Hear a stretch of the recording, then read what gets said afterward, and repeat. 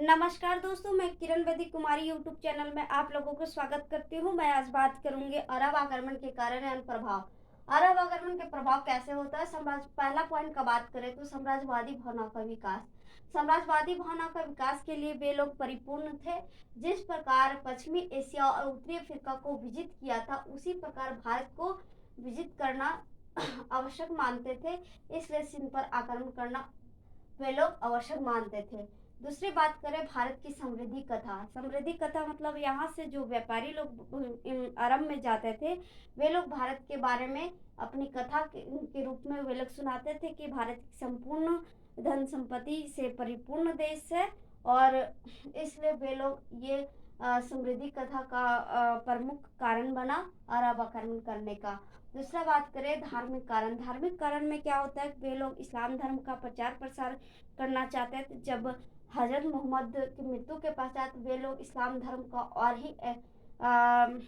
ही मतलब एकीकृत किया, और सबसे ज़्यादा प्रचार प्रसार भारत में हुआ। अब बात करें आर्थिक कारण। वे लोग मुख्य उद्देश्य था कि भारत एक खनिज संपदा एवं भारत को सोने की चिड़िया के रूप में जाना जाता था, जिसकी वजह से उन लोग को पता था कि भारत पे आक्रमण किया जाए तो बहुत सारा धन संपत्ति को एकत्रित हम लोग कर सकते हैं। और दूसरी चौथी पांचवी बात करें तत्कालीन कारण अरब आक्रमण करने का क्या था, तो यहाँ से श्रीलंका से एक जहाज जा रही थी, वो ईरान जाना था और वो खलीफा के पास जाना था। वो इराक के खलीफा का नाम था वाजिद या वाहिद। और दूसरी बात है कि वहाँ के गवर्नर जो थे अल हजाज, उनके मतलब ये उनके पास भी जाना था। और अरब जो जहाज जा रही थी वो सिंध के पास उस जहाज को लूट लिया जाता है, कुछ डाकुओं ने लूट लिया। तो उस समय वहाँ का शासक दाहिर रहता है सिंध पर उस समय वे शासन कर रहे होते हैं। तो अल हजाज जो वहाँ के गवर्नर थे, वे पत्र लिखते हैं किसके पास, तो दाहिर के पास, और बोलते हैं कि आपके क्षेत्र में कुछ डाकुओं ने मेरे जहाज को लूट लिया है, और उसमें जहाज में बहुत सारा धन संपत्ति था, और यहाँ से बहुत सारी स्त्रियां बालिका को ले जाया जाता, खलीफा की सेवा में ले जाया जाता था।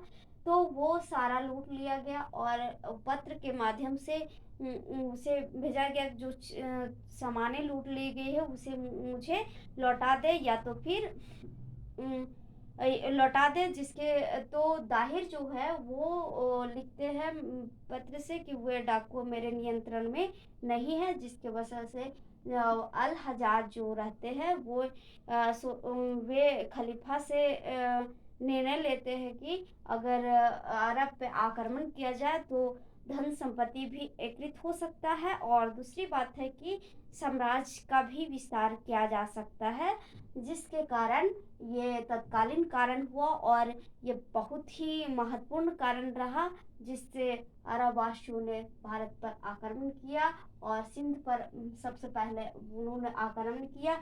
मगर उससे पहले भी बहुत सारे लोग आक्रमण कर चुके थे मगर सफल नहीं हुए। मोहम्मद बिन कासिम के नेतृत्व में 712 एडी में वे आक्रमण करते हैं, और वे सफल आक्रमण रहता है। दूसरा हम बात करें तो प्रभाव क्या क्या पड़ा अरब आक्रमण का। जल मार्ग का ज्ञान भारतीयों को नहीं था, जिससे जल मार्ग के माध्यम से भारत के लोग अफ्रीका पहुंचे एवं अरबी संपर्क प्रभाव से पूरे यूरोप और एशिया के अन्य मार्ग में पहुंचे। ठीक है, जब वे लोग आक्रमण करते हैं जल मार्ग के द्वारा खोज करते हैं, तब भारतीयों को ज्ञान होता है कि जल मार्ग का ज्ञान भारत को होता है। सिंध के क्षेत्र में ऊंट पालना, खजूर की खेती करना, धीरम नामक सिक्का चलाया गया था। ये सिंध के लोगों से भारत को प्राप्त हुआ। सिंध में जो ऊंट पालना, खजूर की खेती जो किया जाता था, वे अरब वासियों की ही देन था। दूसरी बात करें तो गणित के क्षेत्र में वर्गमूल, घनमूल, दशमलव, ये सब भारत के अरबों को प्राप्त हुआ, और अरब से 19वीं सदी में अल खारिज्म नामक अरबी गणितज्ञ ने पूरे यूरोप में फैलाया। लाल श्रीवास्तव का कथन है कि भारत के गणित का ज्ञान यूरोप के पास पहुंचा एवं अरब से पूरे यूरोप में पहुंचा। एबलार ने इसे पूरे यूरोप में फैलाया और कुछ पुस्तकों का भी अनुवाद उस टाइम किया गया था, जैसे विष्णु शर्मा एवं पंचतंत्र अल इब्न अल मुकाबला, ये उस समय अनुवाद करवाया गया था पुस्तकों का। And thank you so much.